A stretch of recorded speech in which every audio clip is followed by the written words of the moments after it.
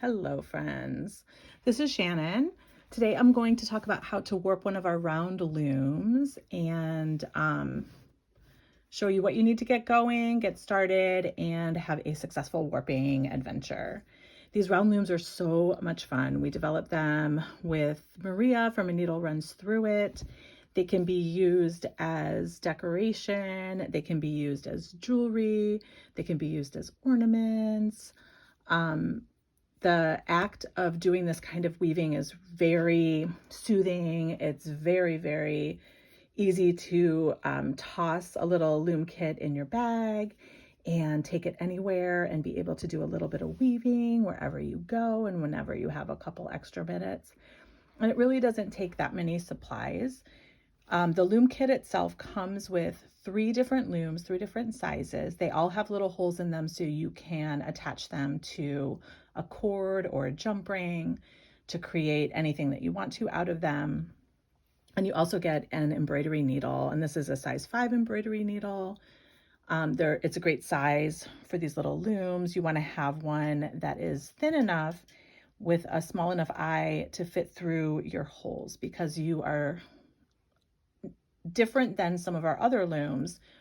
This loom you're weaving into the holes and it becomes a permanent piece on the loom. So the loom is a part of your finished object, as opposed to our other looms where you can take the weaving off and then reuse the loom. These are single-use looms.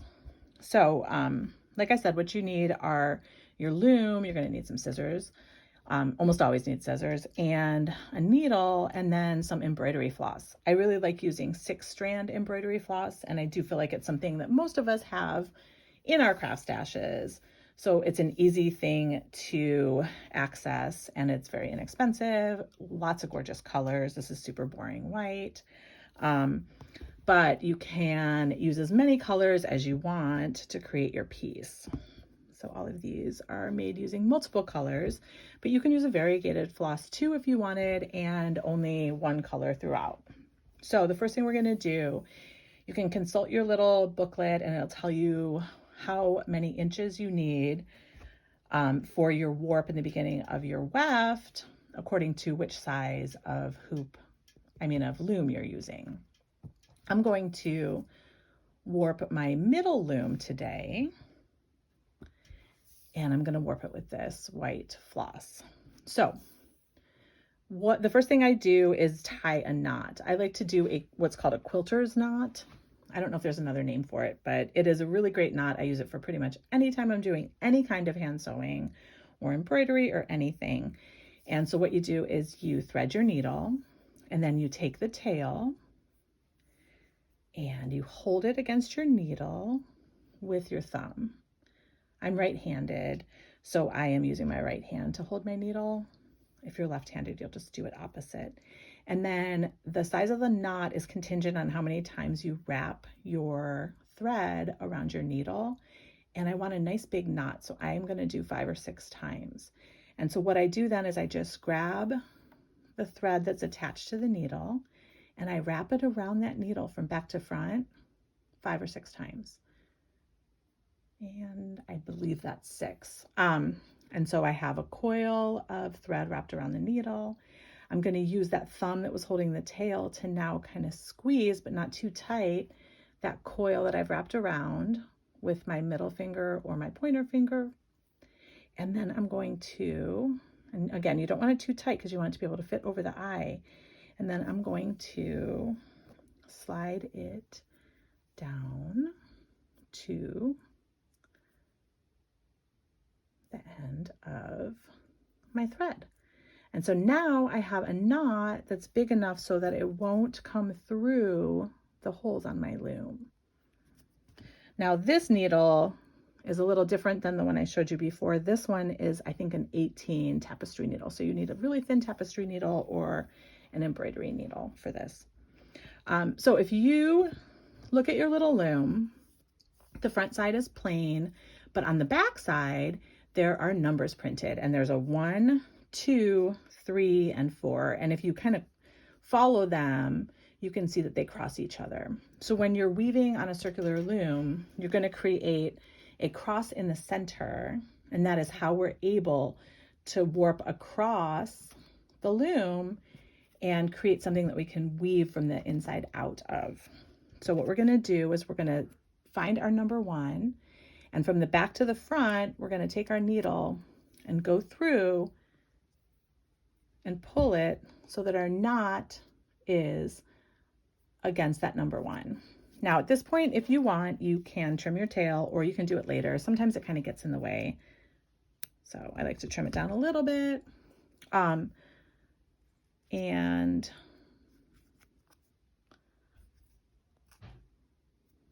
we've got it sitting there. Now you're always going to have the working warp on the top of your loom. And so we're going to go from that number 1, and we're going to go across the top of the loom, and we're going to come in at the number 2. And so what that looks like is this. And then we're going to travel across the back of the loom from the number 2 to the number 3. And we're going to come up, and it's going to look like this. And then we're going to go down from the top to the bottom at the number 4. So now we've got kind of an X, and it's not exactly perfect, and that's fine. But we're going to travel away from the 4 across the back of the loom. We're going to cross to the top of the loom next to the 3. We're going to travel across the back like this. The back of the loom looks like this as you work. And we're going to cross to the other side of where the number 4 is.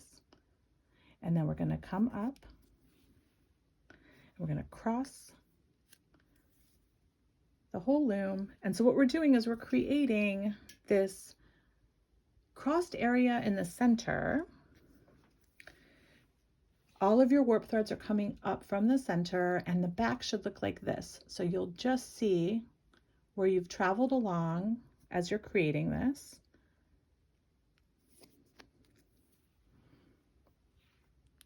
Just like that.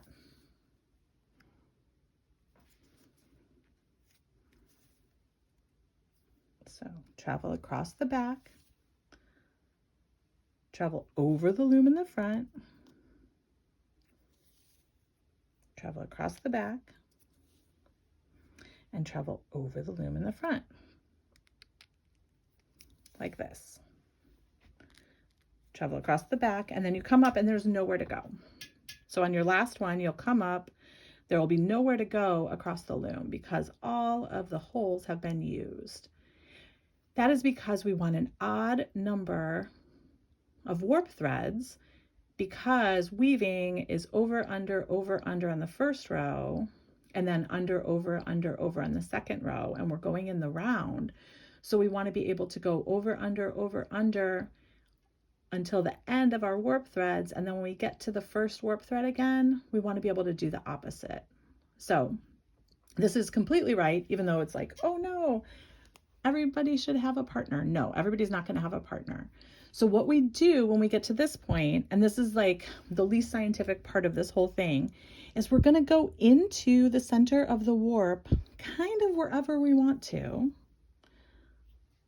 It doesn't have to be super perfect because we just want to kind of bury that in to the center of the warp, and then we're going to start weaving. So I always like to start weaving with the yarn that I use to warp. And as you're choosing, I always say yarn because I am at heart a knitter, but the thread. And as you're choosing the color for your warp thread, keep that in mind. What do you want the center of your piece to look like? For this one, I did yellow. For this one, I did black. So whatever you want the center of your piece to look like, that is the warp thread color you should choose. And then we're going to come up at a different spot, making sure that we're not coming up at the same spot, but we're going to come up in the center, and then we're going to start our actual weaving.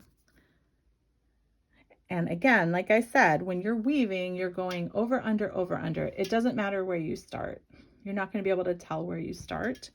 you're just going to start somewhere, and I'm going to start right here. I'm going to go over this warp thread, under that one, over this one, under that one, over this one, under that one. Do as many as is comfortable, threading your needle through as many as is comfortable. And then we're going to snug it up. And we just went under this warp thread, so we're going to be going over this one, under, over, under, over, and under, like that. And then we're going to pull our thread through. We're going to pull snug. You don't have to pull so snug that you're in danger of snapping, snapping anything, but we're going to pull nice and snug. Oops, I'm a little caught here. There we go. And it's not until we do a couple rounds that we're going to be able to tell what the warp looks like. So we're going to keep going. Like I said, because we have an odd number of warp threads, we won't have to ever think, oh, am I supposed to go over or under on this one? Because we're always just doing the same thing. And because we have an odd number, when we hit the place where we're supposed to do the opposite, we're naturally going to be doing that. So over, under, over, under. It's really nice to do at least enough rounds so you can kind of see the center coming into being before you change colors. I feel like these look a little bit like flowers. So this is like the center of your flower with this first color. Doesn't matter where you stop. You don't need to have perfect, the exact same number of kind of rounds of your weaving. Just whenever you are moved to choose a new color, you can stop and choose your new color. I'm going to do just a couple more. Aesthetically, I feel like if I go to about here, it'll look like it's ready for the next color. And so what I'm going to do is, I've just gone under this stitch. I'm going to go over this stitch, but I'm going to kind of, I call it hitch in, and I don't know if that's even quite the right word, but I like to kind of wrap my needle around this stitch completely. And before I close the loop, so I went over it and then I came back under it. Before I close the loop, I'm going to go take my needle and go inside of that loop, and then I'm going to pull everything down. So it basically has wrapped around this. You won't be able to tell when you're finished, but it helps to lock it in a little bit. And then I like to cut a tail, and I always like to cut a longer tail than I know I'll need, because I'd rather have more, and this goes for all of my crafts, I'd rather have more to cut away than not enough. So that's how you finish one color. Okay, we have our warp done and the beginning of our weaving done with our first color, and we have our weaving end kind of locked in right here. What I like to do when I add my next color is overlap a little bit. So I'm going to go back to the 2 warp threads before where I finished, which is where I had my last over. I'm going to come up, and I'm going to hold my tail. Again, I don't mind having a tail that's longer than it should be, but I hate to have a tail that's shorter than it should be. So I'm going to hold my tail on the opposite end and start weaving. And I'm going to follow the same path of weaving that I was following before. And when I get here, which is where I ended, you can see that I am now on the opposite path of weaving, right? So I had done an over here and under here and over here, and I'm overlapping those two with my second color. But because this is where I ended my first color, now here I had previously done an over, now I'm doing an under, right? So I'm back on track, and I'm going to pull it nice and snug, and you can see that I'm following the same path here, and there's a new path. And you can also see that it's a little thicker here, and that's fine. It's going to all come out in the wash after you have some more done. You won't even be able to see that. So I'm going to keep going, pull nice and snug. Keep going. Pull nice and snug. And now here I am, almost done with my first round of my second color.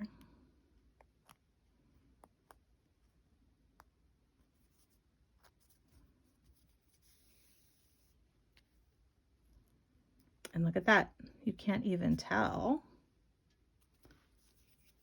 where I doubled up.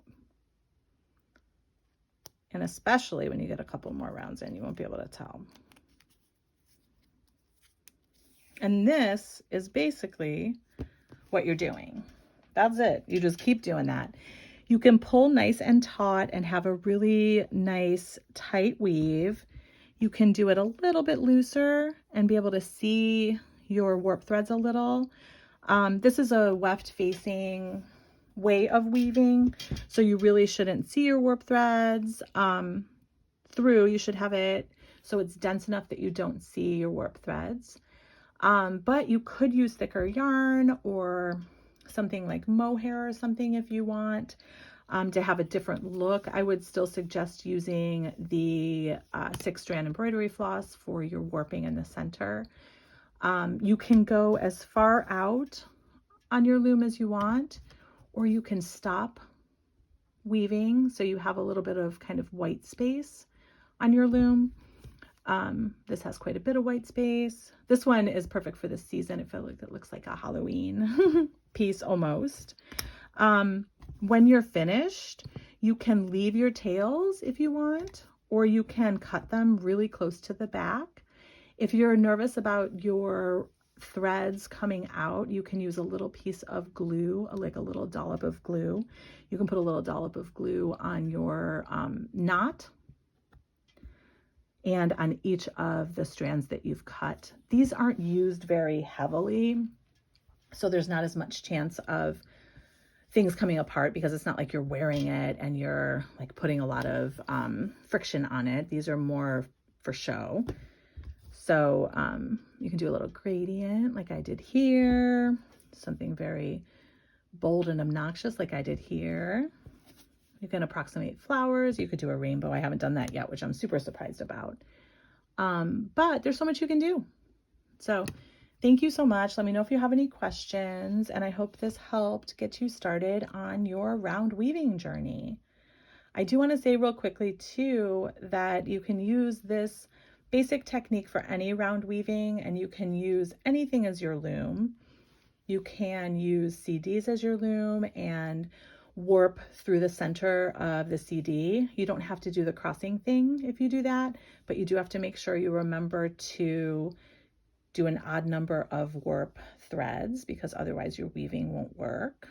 You could make a loom using a paper plate and just cut notches all around the plate.